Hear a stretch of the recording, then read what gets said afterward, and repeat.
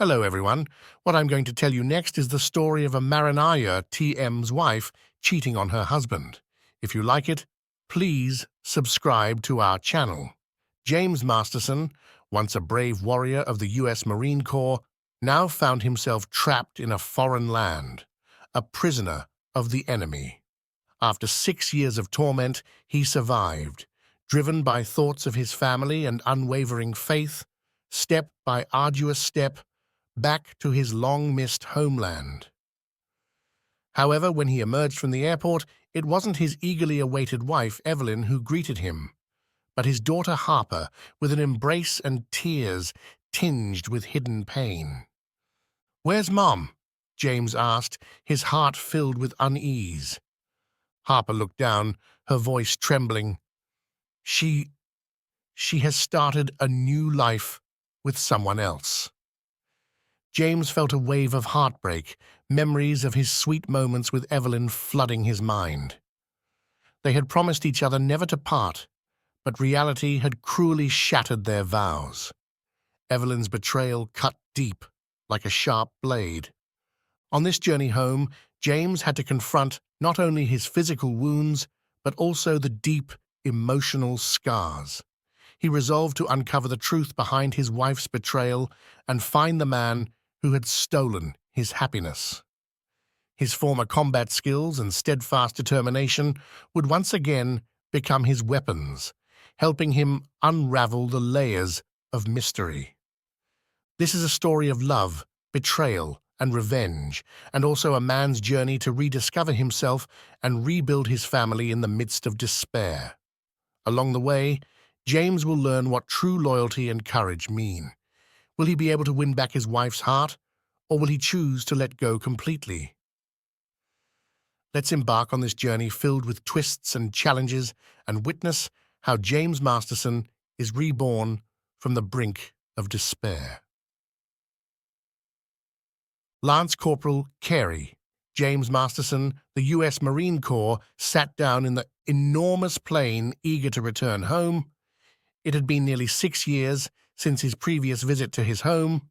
It had been 6 years since he had embraced his wonderful wife of 17 years, Evelyn, and seen his daughter Harper as the jet. Climbed, he took his seat and reflected on his life. He met his wife in 1997 during an event in Balboa Park, San Diego. While training at Camp Pendleton, they were in line for ice cream when a child on roller skates accidentally knocked her down, forcing her to drop her ice cream. He helped her up and promised to buy her a new cone to match her long red hair and striking green eyes. He fell in love. She accepted his offer, and their romance started. They spent the day sharing stories, and at the end, he was certain she would be his wife. She attended San Diego State University to get a degree in business. Her ambition was to work for her father's company, a well-known investment firm with offices around the country. At the same time, her boyfriend was a lance corporal in Scout sniper training. He proudly mentioned his family's military heritage, especially his father, a retired Marine who served in Vietnam. His grandfather was a former Marine who fought in WW2, and his great-grandfather was a Marine veteran of WW2 and the Battle of Bow Wood. Where the Marines got the nickname Devil Dogs, the Masterson family had a long history of serving in the Corps and fighting in important conflicts throughout American history.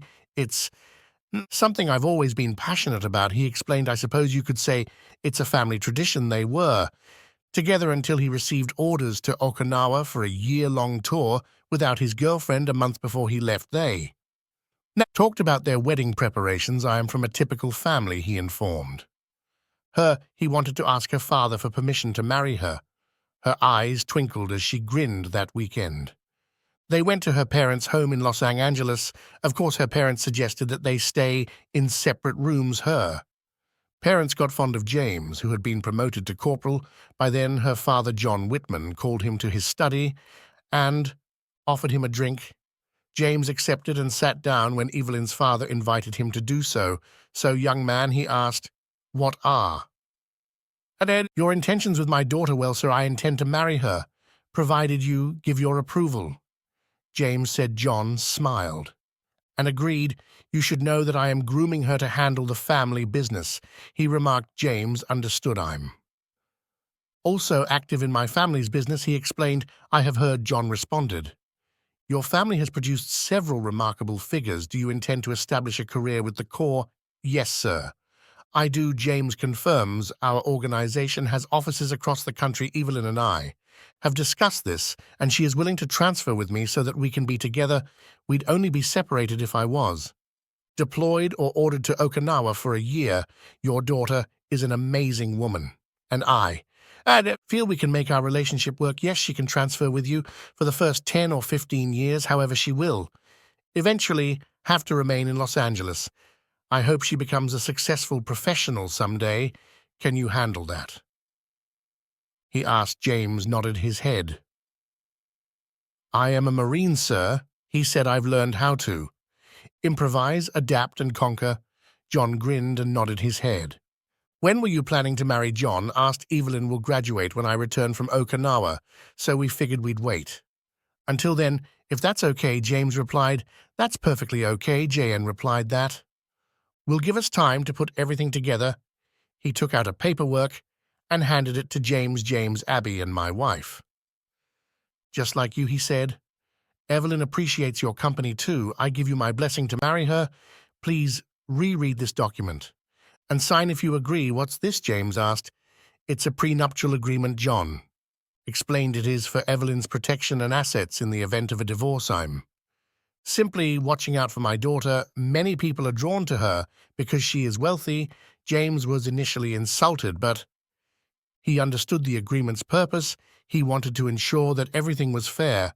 James said, "If you don't mind, I'd like to discuss this with our JAG lawyers at Pendleton first." John responded, "I understand your point of view. My father always advised me to consult a lawyer before signing anything, so have your JAG lawyers evaluated. If any changes are required, we will implement them." The lawyers evaluated the agreement, which was a standard instrument intended to protect Jennings's assets in the event of a divorce. The contract also stated that if infidelity was the cause of the divorce, the person at fault, supposed to be James, would receive no support from the other party and would lose 70% of the accumulated marital assets, including the house car, and joint savings. A JAG attorney made a few changes to ensure that the agreement applied equally to both spouses. James and Evelyn showed the updated paperwork to her father, John, who asked about the revisions. "Well, my family owns a sizable ranch in West Texas, and some of it is rented to oil firms." James explained. The lawyer believed that this would help balance things. "When I inherited it from my parents, I understand," John replied. "That's something I can tolerate." They finished the paperwork and life resumed that evening. During the family supper in front of Evelyn's parents, James proposed to her by presenting a diamond ring. She consented and hugged him enthusiastically while her parents applauded. The night before he went for Okawa, James and Evelyn snuggled in each other's arms after enjoying a beautiful moment. "What does Sia Fidelis mean?" she asked. "I seen that on the Marine Corps logo, but I'm not sure what it means." "It's the Marine Corps motto." James explained that it means always faithful. He went on to explain how important integrity and loyalty were to him and how much it mattered to know that he could trust and rely on those around him even when they lacked these qualities. "You have nothing," he remarked. She rose up on one elbow and looked him in the eyes. "I will always be faithful and committed to you, James," she stated. "I adore you more than anything else." He grinned and gently kissed her. "I will always be faithful and loyal to you, my princess," he murmured. James's first stint in Okinawa proved difficult. He yearned for Evelyn and spent his leisure time writing her letters and sending. Pictures instead of joining the Marines and associating with local girls, Evelyn sent him daily letters and cards that a year eventually came to an end and James returned home. Evelyn's parents planned a lavish wedding to defray the cost of James's parents' journey from West Texas. James, a newly promoted sergeant, wore his dress blues, and some Marines he knew from Pendleton worked as ushers following the ceremony they passed under. The Marine Corps Arch of Swords before departing for their honeymoon in Hawaii, a present from Evelyn's parents. The couple's life was going well. James re-enlisted in 2000 and was later stationed at Marine Barracks 9th and They Street in Washington, D.C. Harper. Their daughter was born in 2001, nearly a year. After their marriage, she inherited her mother's hair and eyes, while resembling her father in many facial traits. Evelyn worked in her father's D.C. office to keep the family together. Terrorists attacked the World Trade Center in the Pentagon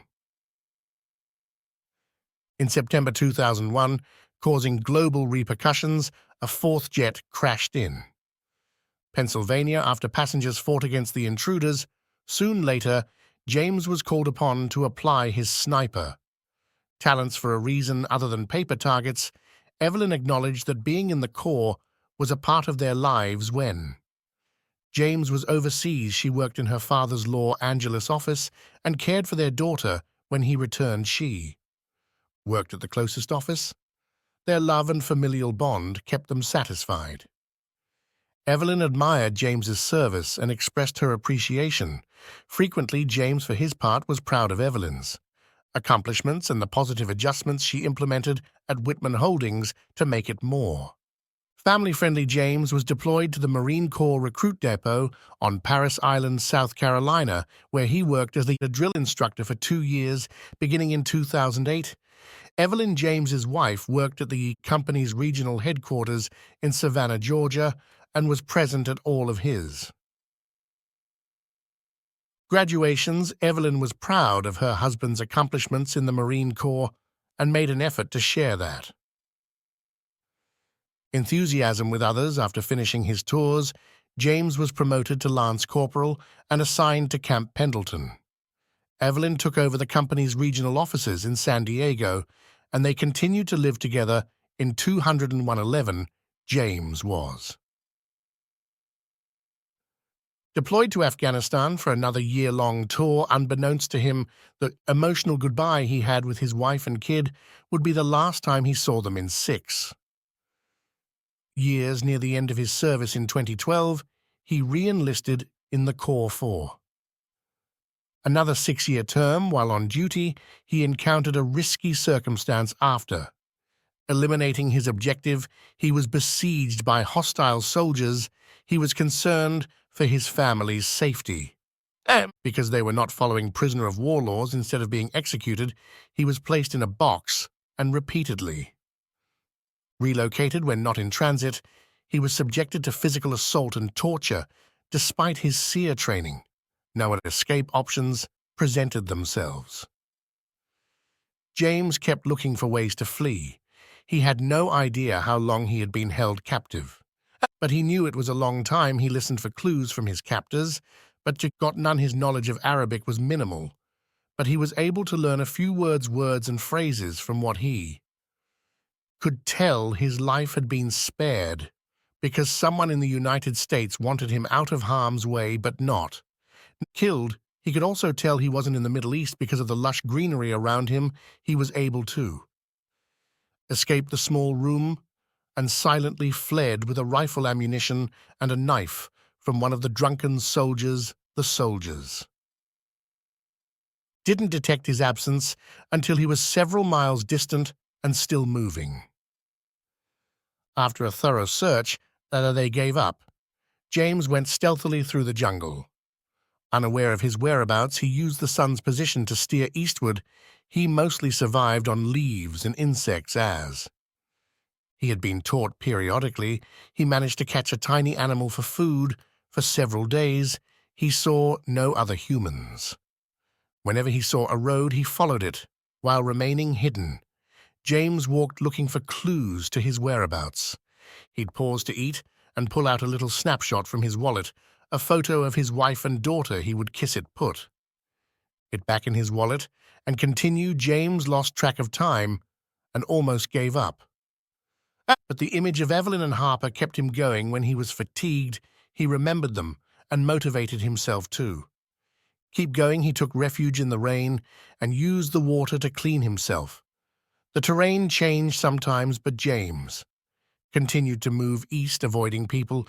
The entire time he had no idea how long he had been wandering, but it eventually happened.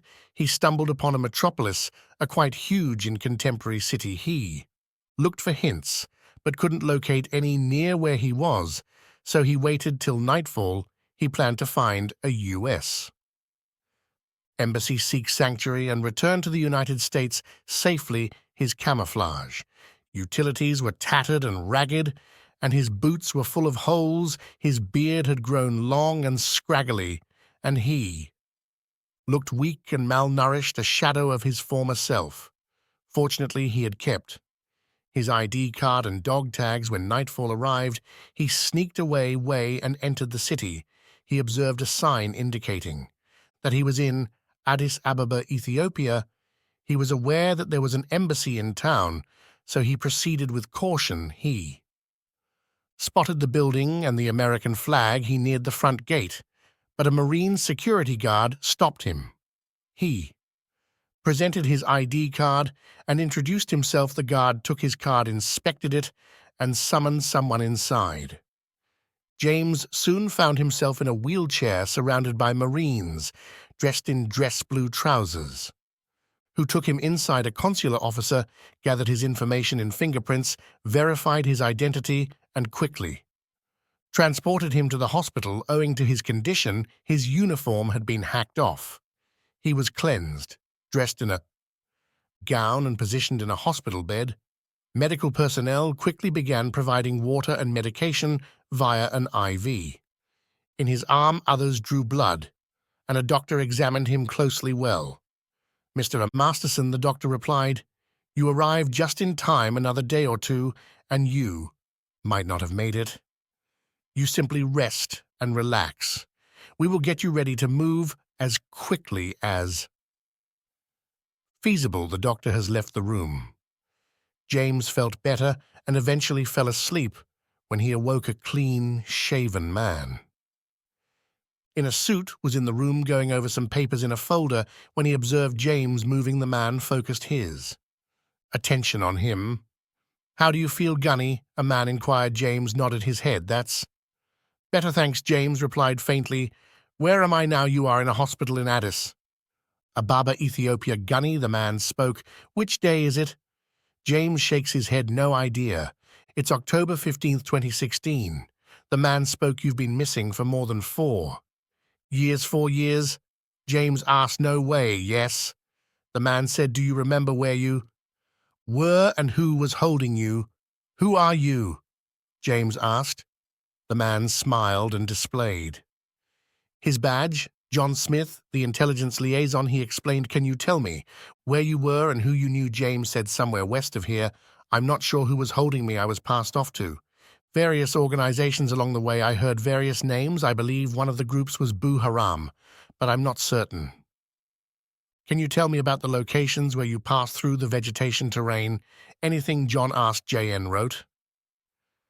While James recounted as much of his journey as he could remember several times, John nodded as James explained something. "How did you survive?" JN asked. "Thank you to SEER school for that," James said. John smiled. "I will," he said. "Do you remember anything else, anything out of the ordinary?" "Yes," James said. "I recall hearing some of my captors talk about a benefactor. It was almost as if someone wanted me out of the way but not killed. I never understood that." JN stated. "We'll have to throw that into the mix and see what we come up with." "Listen, Gunny, I have to leave now, but I just wanted to let you know that your family has been alerted that you are alive and arrangements are being made for you. Once the physicians here believe you can travel safely, we'll transport you to Bethesda for some rehabilitation. The good news is that you will be entitled to 4 to 5 years of back pay, as well as a significant amount of leave, James. Smiled at that. You rest and relax now, Gunny. You are in good hands, James spent. And several months in the hospital before doctors declared him fit to travel, he had contracted several ailments. Throughout his journey and was very emaciated. Ebola was a concern, but tests turned out to be negative. Johan made no contact, but intelligence officers debriefed him, and marine security guards paid him a visit, delivering civilian clothing and a new uniform. James was now clean, manicured, and unrecognizable from. And his first appearance, he slept most of the way to Bethesda. When he arrived, he was surprised to find cards, messages, and flowers in his new room. He received GRE-ings from his parents, Evelyn's parents, and Harper, but his wife merely sent a generic get-well card. At least she sent something, he thought, the following days were a blur as he saw several doctors. Every portion of his body was examined, probed, and prodded. Blood was drawn and various body fluids were sampled. He even underwent a mental evaluation. The medical personnel recommended a particular diet and a rigorous physical treatment regimen. He made several attempts to call Evelyn, but all always appeared to miss her. He was able to speak with Harper and his parents, but Harper avoided mentioning her mother. Claiming she was constantly busy with her job, he found that her father had retired 3 years ago and Evelyn had taken over as CEO. Her new role required her to spend time with the board's chairman, Brad Jefferson. After 2 months, he was cleared for discharge. It had been 5 years since his capture and 6 years since he had last seen his wife and children. He learned that he had 50 days of acrobue leave and nearly $200,000. In accumulated back pay, Harper received a call from James informing her that he was on his way home and would see her at the airport soon. In the present, James looked out the plane window, wondering what awaited him. He had only gotten a get-well card from Evelyn and wondered if she had moved. On the plane, landed at LAX, and James emerged with the others, holding a tiny bag. After grabbing his sea bag, he noticed his daughter, who resembled Evelyn when they first met. Harper's red hair swirled in the air as she charged toward him, arms wide out. "Daddy," she shouted, grabbing him hard and kissing his face. His eyes filled with tears as he embraced her. "Have missed you so much," she said. He gazed at her. His voice was packed with emotion. He said, "I've missed you too, Princess." He then said, "Is your mother here?" Her eyes lowered as she shook her head. "No, Daddy. She's not. She's working as usual." Leighton head to the automobile. Harper took his sea bag, but it proved too heavy for her. A man in a black chauffeur's suit approached and grabbed it from her. They moved his items into the trunk, and James sat in the back seat with Harper. "So what's happening?" he inquired. Harper grabbed a little laptop and inserted a USB stick. "Mom's circumstances altered," she explained. "You are aware that she is the CEO, correct?" James agreed. "So she's been spending time with Brad Jefferson, the board chairman?" James inquired. "Yes, him." Harper responded. "About 3 years ago they began meeting for lunch and eventually dinner. Now it's a serious relationship." "Has he been with your mother for 3 years?" James asked. Harper agreed with a nod. "Yeah, I'm sorry, Dad. I tried to tell her it was wrong, but she wouldn't listen." "Dad, she looks so different now. She used to be kind and entertaining, but now she is unkind."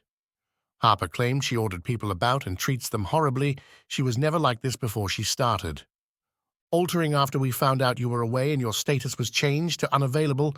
She went overboard. I can't even recognize her anymore. I assured her you'd be back, but it seemed like she didn't care. Then she began spending a lot of time with that Brad man. She began bringing him home, and I could hear them having a fantastic time in her room. I did not like that." She said. She began crying, and James held her. "I'm very sorry." Princess, I wish I could have been here. He said, I understand, Dad. She claimed I did anything to get back at her.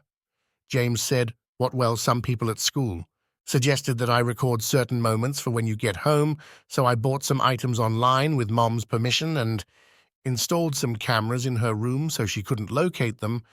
I recorded some videos. I simply looked at them. Momentarily, they were too embarrassing for me. She turned on her laptop and went to the USB drive she gave him a set of earphones and started the first video James watched as Evelyn and Brad undressed in her room. They soon found themselves in a close personal moment together. James was uneasy with what he witnessed. Brad appeared out of shape and was breathing heavily when embracing his wife. James merely watched for a minute or two before turning the video off. Harper responded, there's a lot more of that, Dad. I apologize, not your fault, Princess. James responded, you might want to listen to the videos from the last couple of weeks. However, Harper proposed Mom and Brad had been acting strangely since they learned you were alive and coming back. I've heard them argue a lot recently, some of. It makes little sense to me. She handed James the key. What is this? James asked. It's the key to your truck, Dad, she explained. When I learned you were returning home, I took your truck out of storage and got it repaired. It's inside the garage. James smiled. He had purchased a 2010 Ford F-150 for X4 prior to his last tour and was really pleased with it. I assumed you'd need it. Mom renewed the registration and insurance on it, making it legal, thank you, but I will need more than a truck. I also need a place to stay. I cannot live in a house with an unfaithful wife. May I stay with you? Harper asked. I don't like what Mom has been doing, and she hasn't been home much recently. She no longer cooks or does anything as she once did. She no longer has to do everything herself. She most likely has someone who helps her with everything. James laughed. Sure, you can stay with me if you wish, James replied. Harper grinned and hugged him. Thank you, Dad, she replied, but you know a judge will probably order you to stay with your mother. He said that is what normally happens during a divorce, so you going to divorce her? Harper asked. I don't have a choice, he explained by then. The automobile had drove into a gated driveway and came to a halt in front of a massive home with enormous columns. My God, James said. Do you reside here? Yeah, Harper spoke. Unfortunately, Brad advised her to acquire it when she became CEO. I despise it here. They walked into the room and the chauffeur delivered James C.'s suitcase to the man who greeted them at the front entrance. This way, so the man spoke, struggling under the weight of James's bag. They ascended a long, curved staircase that reminded James of something from Gone. With the wind, James let the man struggle with his sea bag before following him to a door on the second floor. Madame said you had to stay here. The man remarked this when he opened the door. James took the bag from the man and tossed it onto the bed.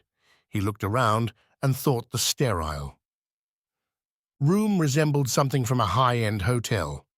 James said, I wouldn't be here long. He thanked the servant and exited the room. He asked Harper which way to the master bedroom. Harper guided him down the hallway and opened the double doors.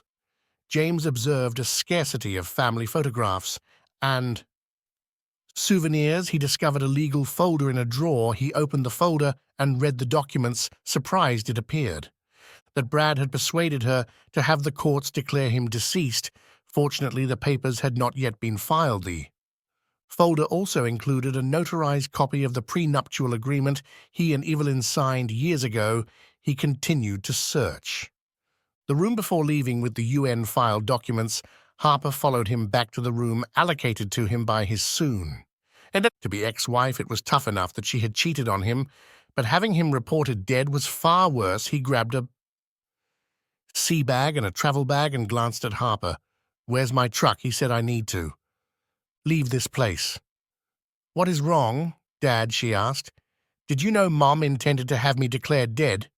She shakes her head. No. Dad, I did not. She said, how could she? I need to leave. He said, I'm sorry, Harper. But I can't stay here, not for a minute. I need to get a hotel room and think for a while. Will I see you again? She asked, yes. I'll let you know where I am, he said, but I have to talk to your mother about this, and it will not be easy. I understand, Dad, she replied. But before you leave, I have a few things to say. She left the room and returned a few minutes later with a laptop bag, an envelope, and a smartphone. She handed him the telephone. I got you. This so we could stay in touch, she explained. It has all of the latest technology, and I have already activated it for you. Thank you, Princess.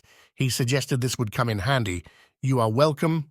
She said. She handed him the laptop. You will also need this. I have programmed my phone number into it for you. He thanked her for the laptop. She handed him the envelope. What is this? James asked. It is an invitation to a large workplace social event Mom will be out tonight, she announced. I can't take being in the same room with her and Brad, so I thought it would be fascinating if you came to my apartment. I've heard that the media will also be there. He opened the envelope and took note of the time. 9:00 p.m. He smiled at the possibilities. Thank you again, he said. Now where is my truck? I've got a lot to do. Follow me, she said. James packed his bags and followed his daughter to the bottom of the stairs. The servant who was carrying his equipment stopped them. So lunch will be served in 15 minutes, he stated. Will you stay with us? No, absolutely not, James, responded. The man's eyes widened as he took a step back from James's forceful statements. What should I tell, madame? That a servant inquired. Inform the person we're working with that she can, James spoke hesitantly. Yes, sir, I will tell her. She can, quote, kiss your buttocks, added the servant, echoing James's statement. James nodded, pleased with the response. Do you see that James spoke as he followed his daughter out the back door and into the garage? He observed his large blue pickup next to a stylish Mercedes. He considered using his key to repaint the paint job, but ultimately decided against it. He flung his gear into the rear seat of the dual cab and turned to face his daughter. I apologize for everything, Dad, she added as he held her. Please remain in contact. I will always be here for you. It is not your fault, he told her. I'll call you after I've settled in somewhere, and thank you for everything. I love you, Princess. I love you too. Dad, she added. James got inside the truck and started it up. He smiled as the beast roared into life. He took one last glimpse at his daughter before driving away. She smiled and waved as he exited the garage. He selected a motel that offered weekly rates and checked in. He brewed coffee using the complimentary maker and began looking for a divorce attorney in the phone book. He arranged an appointment for later in the day. He got the laptop top and plugged it into a power source. He took a piece of paper containing Harper's email address and put it aside. After completing the necessary steps for a fresh computer setup, he established an email account and informed his daughter of his whereabouts. He removed the USB drive Harper had provided and scanned the lengthy list of videos. Despite the pain, he watched the films, bypassing the majority of the sexual content because it did not interest him. He was looking for something else in indications of why she was acting in this manner. In a recent video, Evelyn and Brad disagreed. Brad suggested having an intimate moment, but Evelyn refused, stating that she would not do so while her husband was alive and they were still married.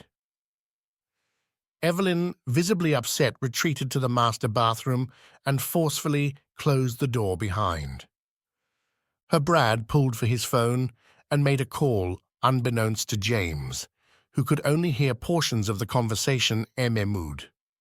He asked, I need you to do me a favor. You will be compensated when you complete the task. Don't give me that look. I am not the one who lost him. You had one task, keep Masterson out of circulation. For 5 years you did not do it. Do this, and you will receive the remaining cash. She has no idea about this. You should keep away from her. Did you agree I have to go simply complete it? All right, goodbye. He ended the call just as Evelyn emerged from the restroom. James. Past the video, he was stunned by what he had heard. Was Brad Jefferson accountable for his detention?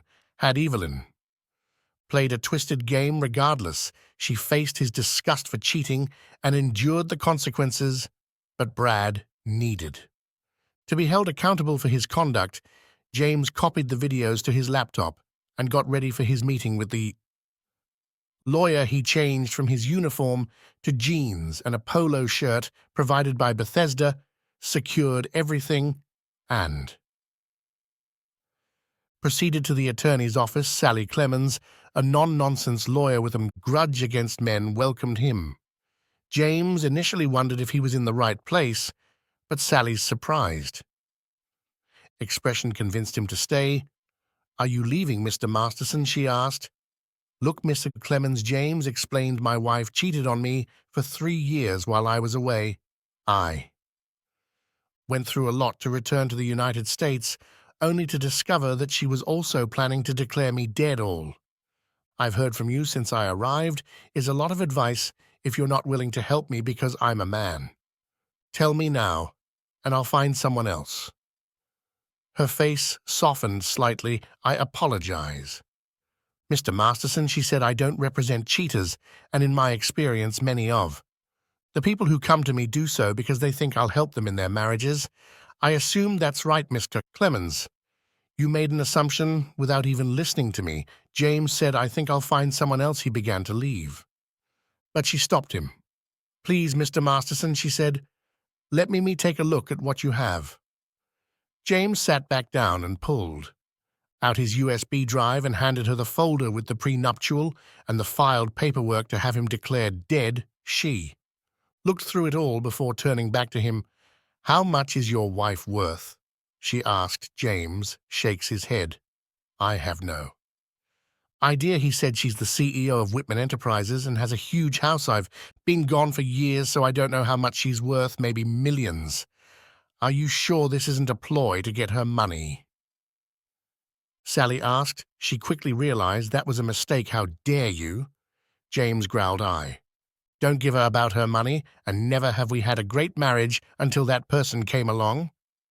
I have every reason to believe they're the one responsible for my situation. I just want a quick divorce based on the prenuptial, so I can get on with the rest of my life again, Mr. Masterson." "I'm sorry," Sally said.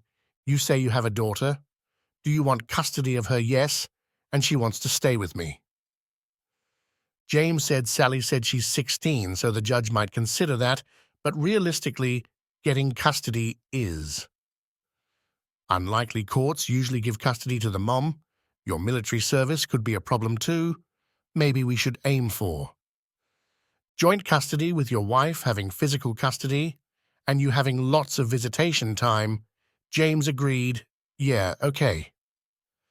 Sally nodded. "When can we start the process? I can complete the paperwork and serve her at work in 2 or 3 days. She said, "Base the filing on the prenuptial. You know, California is a no-fault state, so you can't file for adultery. Do you want any support from your wife?" James shakes his head. "Okay." Sally said, "But I will request that she cover attorney's fees and court costs. That is okay." James said he paid a large retainer and left. He noticed a bar and grill on his way back to the motel and stopped in, checking his watch. He realized he had several hours before the evening event and was a bit hungry. He entered the establishment and requested a burger and a soft drink. Once he finished eating, he sipped his drink and pondered who to contact about Jefferson. He was certain that Jefferson was responsible for his confinement. Scanning the bar, he noticed 2 men appearing to observe him. Both had darker skin tones, and one had a mass of unruly curls and what seemed like a single thick brow covering both eyes. A voice spoke next to him as he picked up his drink. "Hello, Gunny," said an older man with mostly gray hair, parted slightly to the left of the center of his head. "How do you know I'm a Lance Corporal James?" inquired the man. Tilted his head and smiled. "You just look like a Gunny to me," he replied. James smiled in response. Maybe we should eliminate uniforms, he suggested the man. Laughed James, offered his hand. James Masterson, Lance Corporal, U.S. Marines. The man shook his hand. I'm aware, he said, your TV appearance impressed me. Trekking through equatorial Africa without a map, evading terrorists, and surviving on the land for 5 years. Your SEER instructor must have been exceptional. They were. James agreed. What brought you here? I will not do an interview if that is what you are looking for. The man grinned and presented his credentials. James noticed the handgun hiding inside his jacket. Lee Gibson and CIS, may we talk privately? James nodded in accord. Yeah, I've got a motel room just the street, he explained. Lee got off his bar stool, lead the way. Gunny, he said, my pickup is out back. James instructed, follow me and keep an eye on. Those two, they've been eyeing me since I arrived. Lee explained that they have been following you for quite some time. Follow my lead if they appear behind us. Okay, you are the boss, James said. Lee chuckled as they left the bar. The two men got up and followed them outside. Lee noticed and turned to James. Think you can handle Curly? He asked. James nodded his head. Yeah, no issue, he said as they reached Lee's SUV, which was parked beside James's truck. He saw a man's reflection in the back window. The man had curly hair and appeared to be carrying a bag in his belt.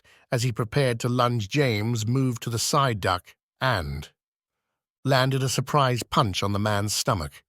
The man doubled down and James delivered a knee to his face, fracturing his nose. The man dropped the knife and fell onto the paved parking lot.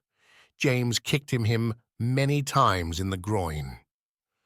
Before kicking the knife away, the man lay on the ground, groaning in anguish.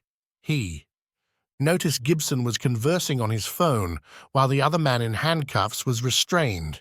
Moments afterward, another black SUV came, and two men got out. One handcuffed Curly, while the other murmured to Gibson. They put both males in the back of their SUV and drove away. Gibson turned to face James. Not bad for an old Lance Corporal, he commented. James smiled. I will show you. Old Lee got into his SUV and followed James into the motel. James prepared more coffee and gave Lee a cup. Lee winced as he sipped. What's this stuff? He asked. They claim it is coffee, James responded. Sorry, but I haven't had a chance to go grocery shopping yet. So what draws you to NCIS? Do you know anyone called Brad? Jefferson Lee inquired. I know who he is. James explained, but I don't know him. Personally, I am aware that he is the chairman of the board of Whitman Enterprises. I assume he is responsible for my enslavement in Africa, but that is it. You might be right. About it, Lee stated, we've traced multiple calls from him to known terrorists overseas and ISIS sympathizers in Los Angeles. We've also spotted a number of transactions involving him and several suspicious Middle Eastern companies. James said, I have several videos that you might be interested in. Lee asked, what is it? James explained, this is a portion of a chat he had with someone named Ehud. I didn't hear the rest. He turned on his laptop and played a video of Brad and Mahmoud chatting. Lee's eyes widened as he listened. Do you have any more videos, Lee? Inquired. Yes, but I only recently received them and have not had chance to review them all. James responded, I am not sure if Brad is talking to Mahmoud or anyone else. Not an issue, Lee said, pulling out a thumb drive. Transfer them here and my technical staff will look them carefully. James added, the video was taken in my wife's bedroom. Lee inquired, so are you planning to divorce her? James said, I just met with the lawyer. She's currently preparing the documentation. Lee said, I apologize. James shakes his head. It's not your fault, he explained. Based on our conversation, I believe Evelyn was unaware of it, however. Her acts remain unacceptable. Lee nodded. I'll still need to speak to her. James agreed. Maybe you should make her understand how important her acts are. I don't think she really comprehends it. Lee smiled. I will take care of it. I love it. She said you're not such a lousy high. School instructor Emily grinned as she poured the remainder of her lemonade into the sink and threw away the cup. Emily remarked, "You may not say that unless you start buying some real lemonade." Jake laughed. "Do you believe I am secure here, or should I find another location to stay for a while?" he asked. Emily answered, "I think you'll be as safe here as anywhere. Simply keep an eye on your buddies. I'll have a couple of companions keep an eye on yourself too, just to be safe." She took out her phone and handed it to Jake. "Call me if you need to, anytime. Thanks, Jake." Stated that he scrolled his phone number on a small slip of paper and handed it to Emily, who slid it into her pocket eye. "We'll be in touch," Emily spoke as she departed. James sat with his coffee and browsed the films Harper shared with him. His heart ached while he watched. How could she have done this to him? He wondered. In the background he overheard Evelyn and Brad discussing declaring him dead and the ramifications it would have for Harper. He couldn't help but notice Brad's satisfied expression as they talked. However, Evelyn seems unconcerned with the issue as the evening arrived. James began to prepare for the social gathering he would be attending. He showered, shaved, and decided to wear his class uniform. After correcting his urine and cutting her cap at a tiny angle, he took the invitation Harper had given him and departed his house. He parked in the hotel lock. For the occasion, he strode purposefully to the entrance, removed his cover, and presented his invitation to the doorman. James entered and spotted Evelyn and Brad. Her hair was darker and shorter, and she had new lines around her eyes and mouth. Evelyn hailed James as he approached. "So it's Carrie now?" he asked sarcastically. She went to Brad for assistance. James approached him and noticed that he was at least 3 in taller than Evelyn's lover. He approached a recruit about to be dressed down and stood toe-to-toe with him, pushing him to look up. James extended his hand, and Brad accepted it. James squeezed forcefully, causing Brad to wince with agony. "So you are Brad Jefferson." James said, "You are the individual who has been spending time with my wife over the previous 3 years." He continued loudly, forcing others nearby to gasp out, "If I could take a moment to speak with my wife, that would be fantastic." James requested. Evelyn spoke up. "James, please return to the house and we'll chat later," she replied with order, attempting to dismiss him as if he were one of her staff. James's eyes were filled with rage, and Evelyn had never seen this side of him before. "Fine, whatever," he responded. His voice sounded resentful. Others nearby hastily separated themselves. "I am not your servant, and you cannot simply order me around," he added. She stepped back, taken aback by his tone. James guided her aside, resting his hand on her elbow. "James, are you causing a scene?" she whispered. "Please not hear why." "Not." James asked, "Are you currently upset with your own husband?" He looked at her left hand and discovered she wasn't wearing her wedding or engagement rings. "You must be. You can't even get yourself to wear the rings I gave you. Is that why you decided to get involved with that guy and have me proclaimed dead?" "Yes, I am fully aware of this. Sorry, but the stories of my death were highly overblown." Evelyn's face flushed as she gazed down at the floor. "Do you recall what I told you about Semper Fidelis and the definition of loyalty?" he asked. She nodded.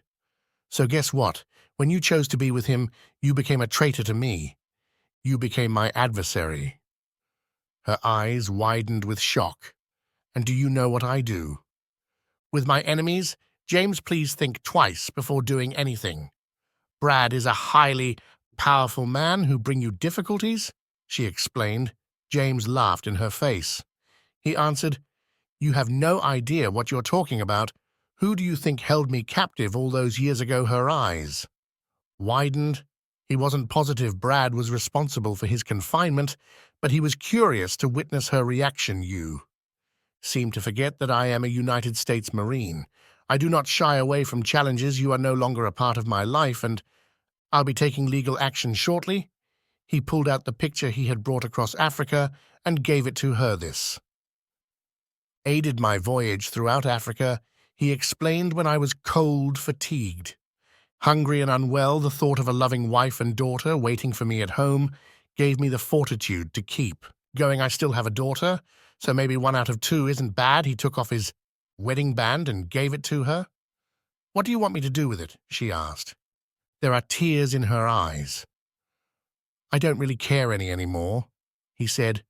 Do whatever you want with it when you receive the papers. Sign them to conclude this, she wailed as he turned to leave. He could hear her crying out to him, but he persisted, a single tear streaming down his cheek. Enraged, he went to a local tavern to escape his problems. He ordered a glass of wine, finished it, and then ordered another. After a few more glasses, Lee and another man joined him at the bar, sitting on opposite sides. We observed you talking to your wife. Lee remarked. How do you feel? Not excellent, James responded. Lee nodded. I too have been through difficult times. My first marriage ended in disaster, and I've been divorced twice since. It's difficult. But things can get better. Yes, I could use some good news, James said, taking a sip from his drink. The 2 men who contacted you today have revealed everything. Lee stated. They disclosed that Brad directed them to target you and pay for your capture. They claimed that no one else in the U.S. was involved. We're following up on other leads and aim to question Brad and your wife tomorrow. Are the 2 still in custody? James inquired. Absolutely, Lee responded. We'll have a couple agents keep an eye on you as a precaution. You'll be able to see how they bring you down. We might have some questions for you after we talk to them. Why would he go to these lengths? James wondered. He wanted your wife. That was all. Lee explained. We don't believe she played any role in his plans. My instinct tells me no, but I haven't spoken with her yet, he answered. I'll know for sure when I do. James finished his drink and then ordered another. Lee saw him take a sip. I believe you've had enough for tonight, he remarked. Fine, James responded. I finished the drink swiftly. He smashed his shot glass on the bar, signaling for another. The bartender paused when Lee lifted his hand. It's time to leave, Gunny. Lee said. Allow my partner to drive you back to the accommodation. James considered confronting Lee, but instead handed his keys to Lee's associate. Good decision, Gunny, he said. I'm not drunk. I'm just tired, James said. Lee's companion drove James back to the motel and assisted him inside. I'll come by and fetch you up tomorrow afternoon, Lee explained. James nodded his head. He took off his uniform and went to bed the following day. James had breakfast and then stopped at a convenience store for coffee, a 6-pack of beer, some soda, and a few small goods. His phone rang as he returned to the motel. Dad, are you okay? Harper asked. Yes, Princess. Why? James asked. Mom was very upset when she arrived home last night. Harper spoke. I had never seen her cry like that before. Was Brad with her?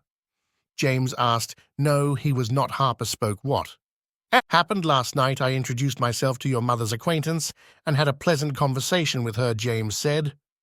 Whatever you said must have hit close to home. Harper spoke. Good, James said. Perhaps she'll understand what a huge mistake she made. Keep me in the loop, Dad. She said I don't like what she did either, but I don't want her to be hurt. Do not worry, Princess. James ended the call. Lee arrived early that afternoon and picked up James, driving him to the NCIS headquarters. Evelyn and her lover would be probed, James observed from an observation room as Evelyn was let in seated and given a bottle of water. She didn't seem happy to be waiting, but there was nothing she could do. Lee finally entered the room and sat across from her. "Why am I here?" Evelyn asked defiantly. Lee opened a folder and arranged 3 photographs in front of her. 2 of them were images of the individuals who attacked Lee and James, while the third was a photograph of James when he arrived at the embassy in Addis Ababa. Evelyn recoiled as she saw the photograph. "What is the matter?" Lee stated. "Don't you recognize your husband?" "Is that a picture of James?" she inquired. Surprised, Lee nodded his head. "Yeah. That's how he looked when he arrived at the embassy in Addis Ababa. After a long journey based on his descriptions, we estimate he traveled around 2,500 miles. We believe he was somewhere in Ghana when he fled his kidnappers." Lee stated that. "If he had another day or two, he would most likely not have made it." Evelyn started crying. "I need to decide if I should charge you as an accomplice in his kidnapping or attempted murder." Lee explained, "or both combined with the allegation of aiding known terrorists." Libby was stunned. "I did not perform any of these things," Lee said. "Your partner. Did he pay these 2 to assault and murder your husband? They failed." Of course, they also acknowledged Brad's involvement. "You intended to have your husband declared legally dead, correct?" Evelyn hesitated before responding. "Only because Brad said I had to. Nobody knew where he was for almost 5 years, and you intended to marry Brad after your spouse was proclaimed dead." Lee inquired. "Yes." "What happened when he divorced his wife?" Evelyn said, her eyes welling with tears. Lee gazed at Evelyn so as he explained. "You began a relationship with Brad Jefferson after becoming CEO. People believe you intended to marry him after your husband was proclaimed deceased by the court and the divorce was finalized. But we are expected to believe you were unaware that Brad had paid for your husband to be kidnapped and detained for 5 years, or perhaps he ordered a hit on your husband. Is that correct?" Evelyn started crying. "You have to believe me," she murmured, tears flowing down her cheeks. "I had no idea James had been kidnapped or that there had been a hit on him." Lee shook his head. "I only believe what the evidence shows." He stated. "Brad has already implicated you, claiming it was entirely your idea." Evelyn's eyes flared with rage. "That is not true. You are already aware of this. I love my husband." She stated. "I would never do it to him." "But have you had an affair?" Lee stated. "Yes, I slept with Brad, and I apologize for that, but Brad claimed James was probably dead." She claimed that she would never have cheated on James if she known he was still alive. "I waited for about 2 years and heard nothing from you. I wasn't sure what to think." Lee gazed at her. For a few moments his eyes narrowed. He eventually stood up. "I believe you, Mrs. Masterson," he stated. "That's why I won't charge you right now, maybe later after I've had a chance to review all the evidence. Your boyfriend, however, will not fare as well. I recommend that you stay in the area in case we need to speak with you again." He stood up and exited the room. Evelyn clutched her head, weeping. A minute later, Brad strolled into the room. He approached Evelyn and put his hand on her. She leapt out of the chair and struck him with her closed fist, knocking him to the floor. "Evelyn, please," Brad began. She kicked James in the balls, making him smile. "Be silent, filthy person," Evelyn said. "I simply pray to God that James will forgive me for making a mistake." Lee opened the door and pulled Brad up from the floor, hands queued behind his back. He grinned at Evelyn before turning out the light as he departed, allowing her to glimpse James via the one-way observation glass for the second time in as many days. James turned and walked away, leaving Evelyn crying after him. Evelyn was served with divorce papers. At her office the following afternoon noon, Sally called her. "Hello, James," she said. "I simply wanted to let you know that I received a visit from Evelyn today. She signed the divorce papers and will not contest anything. She also left something for you to pick up. It resembles a really enormous check. She requested me to let you know that you can see Harper whenever you wish. She resigned as CEO of Whitman Enterprises, effective immediately, and is putting her home up for sale. I have everything filed, so you will be a free man in 6 months. Free, James said regretfully. Yes, right. I suppose I should be a happy man, but I am. Not James. I know she hurt you badly, but I believe she still loves you, Sally said. You can still cancel this if you guys reconcile. She claims you haven't heard her side in all of this. Perhaps you should just get closer. I'll think about it. He replied, Thank you for all of your help. He ended the call and went to the neighborhood cafe to have a coffee. Sipping his second cup, Lee arrived. James bought him a coffee, and they talked about their daily lives for a bit. I heard your wife received service documents today, Lee commented. Yeah, James responded. I suppose I should be a happy man, but I am not. Life continues, Gunny. Lee said, I believe Evelyn was as much a victim as you. I'll stop after I conclude my investigation. They finished another beer. Before Lee spoke again, you have orders for the office tomorrow. You've been assigned to the Scout Sniper School at Pendleton as an NCO OIC and have been promoted to Master Sergeant. James glanced at the chevrons and nodded. I will be there tomorrow early. He walked to Sally's office and picked up the envelope Evelyn had left earlier. Inside was a cashier's check with many zeros and a business card. Evelyn suggested that you contact a good financial advisor to assist you with this, and I tend to concur. James nodded. Don't worry, Evelyn. We'll be okay financially anyway. She still has 30% and a trust money. In addition, she receives a little dividend from the company, which is still owned by her father. Thank you, James said. Why the lengthy-faced James, she asked. You should be celebrating you won, but at what cost? He asked. Evelyn was my life. It was her who helped me get through my ordeal in Africa. All I did was for her. Now it's all gone well. Not quite, Sally responded. You still have a half year. If you actually care about her, things can be turned around easier said than done, James count. Sally simply shook her head in answer. Maybe you should contact her, she suggested. At the very least, think about it. I'll ponder it, he agreed. After returning to the motel, he contacted Harper. Hi, Dad. She said, how do you feel? He said, not too great. Want to grab a burger somewhere? Absolutely, she replied. When would you prefer to meet? How about right now? He inquired.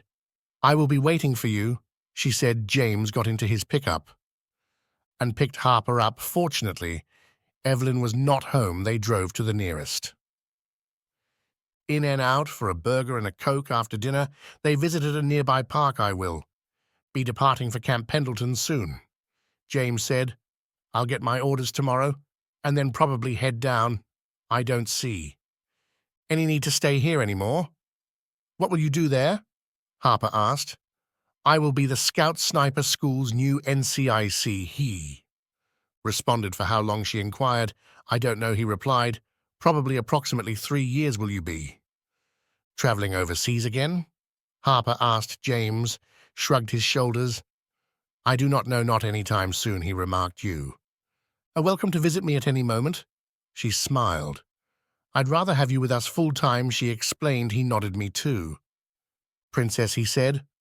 I agree. When will you leave? She asked. In a few days, he said. After I get new chevrons for my uniforms, I'm being promoted to Master Sergeant. Congratulations, she said. Thanks, replied, smiling. Look, Camp Pendleton isn't so far away. We can meet together whenever you like. I'd like that, Dad, she replied.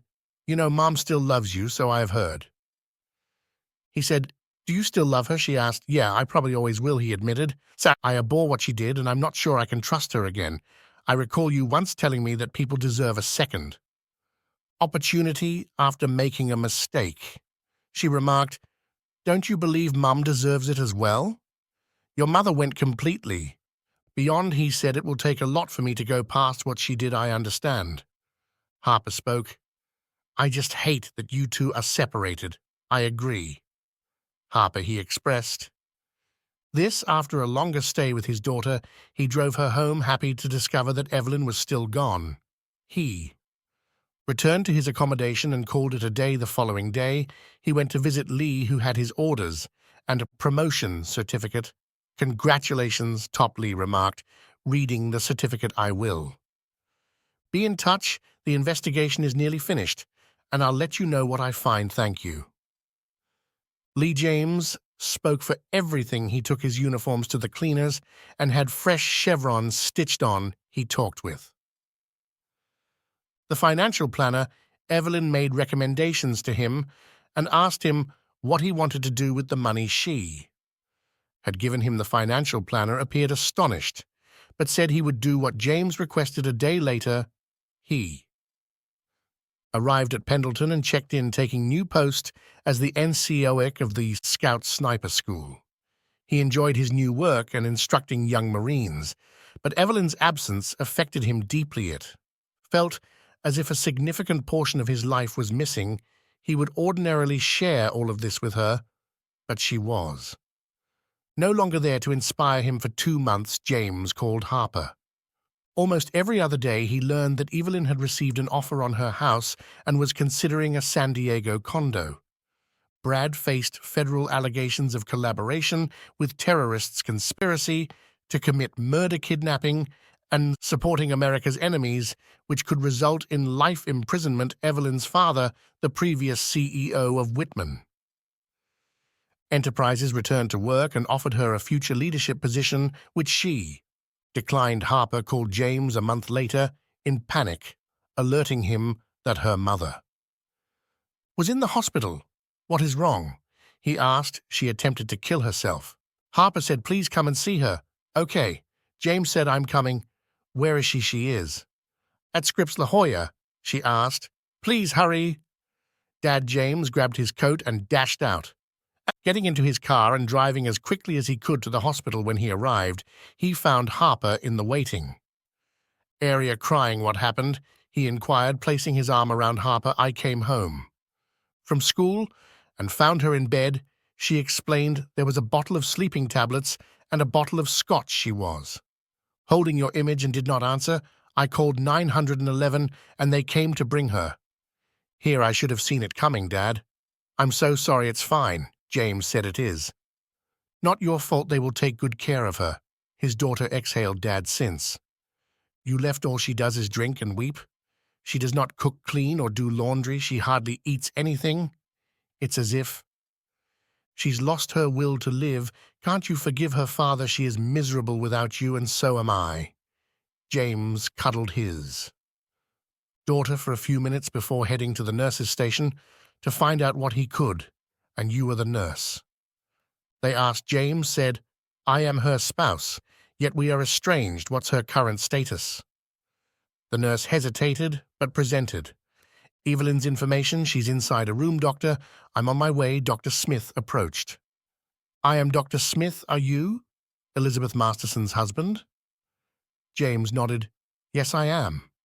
James was informed that his wife was stable following the evacuation of the majority of sleeping medications from her stomach. She would be retained for observation and evaluation with counseling. Advised, he was allowed to see her, although she would remain sleepy for a while. James was surprised by her frail and pale appearance, but happy to find she still wore her rings. He closed his eyes and shed tears as he prayed for her recovery. Harper hugged him, and they both cried. "Why do we live?" he whispered. "Why did you do it? Please do not die. I do not want to lose you like this." After a few hours, he sensed her movement and heard her feeble voice. "James," she inquired, "is that really you?" He peered into her eyes and noticed tears on her cheeks. He kissed her and hugged her close yes lips. "It's me," he explained. "I'm actually here," they sobbed as they hugged. Evelyn left the room. "I apologize, James," she said. "I never had a chance to explain. Will you ever forgive me?" He kissed her and gently put his finger to her lips. "We will chat later," he whispered. "Lips simply focus on getting better." "All right." She nodded her head. "Stay with me." "Please, I will," he reassured her while holding her delicate body close. "I will." "Not leave. I promise." He stayed by Evelyn's side all day and most of the night before Harper arrived to take his place. "You might want to take a break and get a shower?" Harper proposed. "How is she doing?" "That sounds good." He replied, "She is improving. I think she will be fine, but yes, a shower would be nice. She won't truly be okay until you two are back together. Harper, she's been struggling since, well, James said, yeah, I do." He sat next to Evelyn and held her hand. "I'll be right back, okay?" She tightened her grip on his hand. "I promise I'm coming back." He went to his room, showered, and changed clothes. He called his boss. To update him, his co said, "Take care of your wife. You have leave time, so don't. Come back until she's home." James agreed and returned to the hospital. Evelyn's eyes lit up. "You're back," she said. "I told you I would be." He said they spent the next day talking about what happened while he was in captivity. "That NCIS guy told me you walked about 2,500 miles through Africa." She said that must have been tough. "Yeah, it was." He said, "I still have nightmares about it." She frowned. "I'm so sorry, James," she said. "I had no idea." "Brad had you captured like that. Why did he do it? And why did you go along with having me declared dead?" James asked. "He wanted to end his marriage." Evelyn explained. "He convinced my dad to retire early and helped me get promoted at work. After hearing about you being captured, my promotion was approved. Brad started mentoring me, taking me out to lunch. I knew he wanted more, but I refused his advances. He backed off, but kept pushing. I missed you, but it felt good to have someone care for me for 2 years. I heard nothing from the military. Then one night he convinced me to drink, and that's when it first happened, after nearly 4 years of you being gone. He suggested I declare you dead. He believed that with you gone, I would receive your life insurance, and he could use that to divorce his wife." Wow, James said that would have been around $400,000, so he planned to use that for a divorce. Evelyn confirmed with a nod. "He told me his wife would take everything in a divorce, and he would need that to survive until we got married." Evelyn explained. "And you were going to give it to him?" James inquired. "I wasn't thinking straight." Evelyn admitted. "I had enough for myself, and I considered your insurance as tainted money. I wouldn't feel right accepting it. I also thought about using it for Harper's college and mentioned it, but he didn't like the idea." "Did you ever stop seeing him?" James questioned. "Yes," Evelyn replied. "I ended the relationship. As soon as I learned you were alive, I told him that since we were still married, I wouldn't be with him." He didn't like it. "I believed you were dead, and no one informed me. Otherwise, it had been so long, and everyone said the chances of you being alive were very low." James listened carefully. "I understand," he said. "But why? The distant treatment when I returned, and why did you put me in a separate room when I got home?" "I was shocked," Evelyn and said. "I didn't believe you were really alive. I had to see you and talk to you first before I could accept it then. There was Brad. Please, James, you don't know how much pressure he had me under. And then, when I saw you that night, I knew it was real."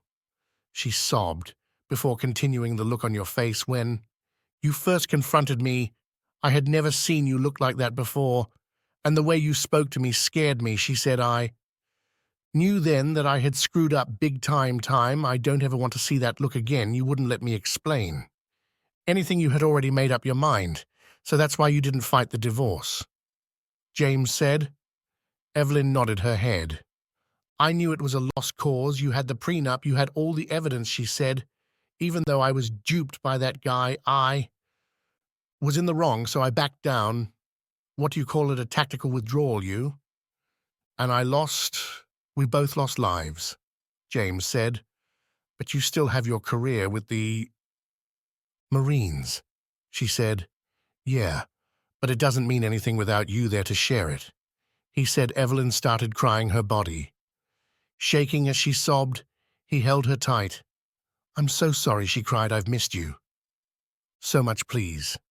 James, tell me you forgive me. Tears fell down his face as he thought about everything she said. I forgive you, Libs, he said through his tears. Evelyn cried even harder, holding him as tight as she could.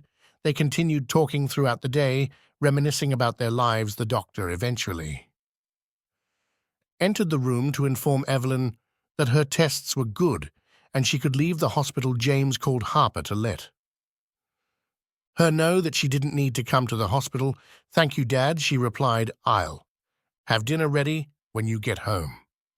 The concept of home weighed heavily on James's mind. The hospital moved Evelyn to the patient pickup area where James was waiting in his truck. He assisted her in getting in the truck, fastened her seat belt, and drove her to her condo. James helped Evelyn enter the elevator and companion her to the front door. He was surprised when he entered the condo. It looked similar to their time together, filled with family photos and reminders of his military service. I hope you like it, Evelyn said. I wanted to be surrounded by happy memories. I definitely approve, he replied. Harper emerged from the kitchen, her apron in hand. Dinner is ready, she announced, mimicking a servant from her mother's Elwada mansion. They entered the dining room and found the table set for two, complete with lit candles, chilled wine, and a covered dish. Harper seated them and uncovered the main course, revealing a large lasagna.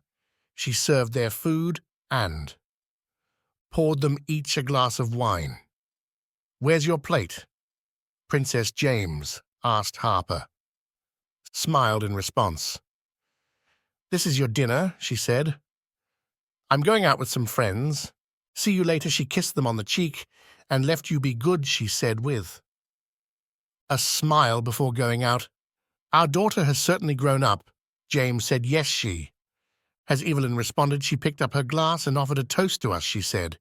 James smiled and joined her in the toast. They ate the lasagna Harper prepared for them and cleaned the table. Evelyn turned to James. Would you be willing to stay for dessert? She asked, with a smile. Dessert sounds wonderful, he said. What did you have in mind? She took him by the hand and led him down the hall to the living room. This, she said, as she hugged him warmly. James felt a familiar sense of comfort. She broke the embrace and went to her dresser. She opened her jewelry box, pulled something out, and handed it to him. I believe this is yours, she said. She took his left hand and placed his wedding ring on his ring finger. Then she hugged him again. Until death do us part, she said. He smiled and watched as she changed into her pajamas. You're wearing way too much for what I have in mind, she whispered. Once she had her clothes off, she knelt in front of him and wrapped her arms around his legs. James's excitement grew as they shared a passionate moment. Evelyn gently took him in her mouth, creating a tender sensation. They exchanged loving looks as they enjoyed each other's company. As their connection deepened, James felt the urge to express his affection. I'm so grateful for this moment with you, he said. Evelyn smiled and continued their embrace together. They shared a moment of connection that left them feeling fulfilled and content. After their intimate moment, they shared tender kisses and caresses. James's renewed energy and passion left them both feeling connected and fulfilled. After spending a long time together, they fell asleep in each other's embrace. The next morning, James woke up to find Evelyn still holding him. He looked at the clock and considered getting up, but Evelyn asked him to stay for starters. You're on leave, she said. You can always call them and tell them you've been taken captive by a wild woman who refuses to let you go until you've given her 1,000,000 hugs. That sounds just about crazy enough to work, James said. Smiling, Evelyn wrapped her arms around him. I'm serious, she said. We've got 6. Years to make up for, so are we reconciling? He asked. She hesitated then. Nodded yes if you want, she said. James smiled and nodded his head. I do, he said. I'll call Sally first thing and have her file the paperwork. I have an idea, though, what that? She asked. What do you? Say we redo our wedding vows? He asked. You mean like get married all over again? She asked. He nodded his head. Yeah, he said, in a church, just like we did before. What do you say? Will you marry me again? She thought for a moment, then smiled. Yes. James Masterson? I'll marry you again. She said yes, they heard from the door. They turned surprised to find Harper jumping up and down, clapping her hands. Fortunately, they were still under the covers when Harper ran into the room and hugged and kissed them both. Can I be your ma of honor? She asked Evelyn. Please, of course, Evelyn said, prompting another round of celebratory yelps a month later. James and Evelyn renewed their wedding vows. James's parents flew in from Texas, and Evelyn's parents came down from Los Angeles as part of the ceremony.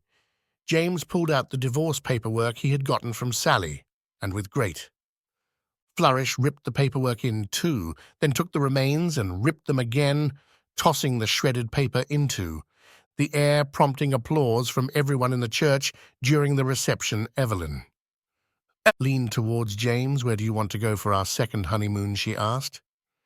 James pulled out some tickets. I thought we'd take nice cruise somewhere. Maybe Europe, he said. Evelyn looked surprised. Those are first-class tickets? She said. How did you manage those? James smiled, pulled out an envelope and handed it to her. She looked at it confused. The Carey and Elizabeth Masterson Reconciliation Fund. She read. What's that? He smiled. That's what I did with a check. You gave Sally for me? He said. She still looked confused. You mean she began? Yeah. He said, all I ever wanted was the sweet red-headed girl I fell in love with at Balboa Park so long ago. She smiled and hugged him tight. Well, I'm glad you put it to good use, she said. They returned from their trip tired but happy and more in love with each other than before. A few days later, James came home from work to find Evelyn waiting for him. We need to talk, she said. James thought, this can't be good. What is wrong? He asked. Sitting in his recliner, she sat in his lap and wrapped her arms around him. I'm pregnant, Master Sergeant Masterson, she said. And it's all your fault, she added with a smile. James's face lit up as he hugged and kissed his wife. 9 months later, she gave birth to a healthy baby boy named Jonathan Travis Masterson, after fathers. Harper was delighted that she was finally a big sister. Wonder if HEK go into the family business, James asked. I sure hope not, Evelyn said with a smile. Thank you for spending the time to hear today's story. If you enjoyed this essay, please like it and subscribe if you haven't done so already. If you have a tale to tell about your or another person's predicament, please do not hesitate to contact me. Take care.